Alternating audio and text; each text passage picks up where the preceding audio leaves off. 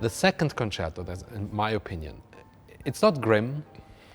It's really enjoyable. It's very chamber music-like. It's very Ländler-like. It's very sort of pittoresque and very as if you would have a walk in the in the Austrian Alm and in the mountains, and you would sing with a little flower in your mouth, and it's really.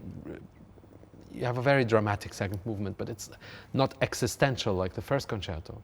But it is so bloody difficult to play, and it is so, I mean, bizarrely complicated and very refined, that for me there's not a single moment where I can just lay back and enjoy myself and just think, oh yeah. I think, in my experience, what I've heard very often, some people call it a sort of symphony with piano obbligato, and I think that's where a misunderstanding comes from.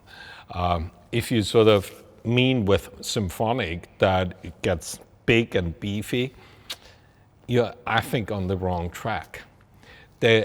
As difficult as it is for the piano, and I know actually two famous pianists who are asked about it, and they said, I'm not playing it. I can't play that. I don't have the hands for it. I just cannot do it. But it's one of these pieces, when it's done really well, you always think, why is it not more famous? Why it's not Correct. more played more? When you hear a performance which is not quite there, then it's like, yeah, difficult to sit through it. And there's the melos of it is so beautiful. I mean, here you have the second movement, which again can very easily sound tragic.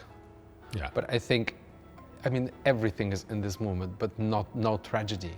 It's meaty and it's beautiful and it's enjoyable and it's hugging and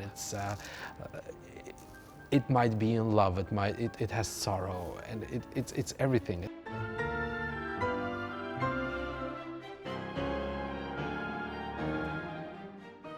I think it's one of the most optimistic and positive pieces Brahms wrote. You know, they said about him, when he's in a good mood, he writes, das Grab ist meine kühle Freude, das kühle Grab ist meine Freude, or something like that, which means the grave, the cold grave is my joy.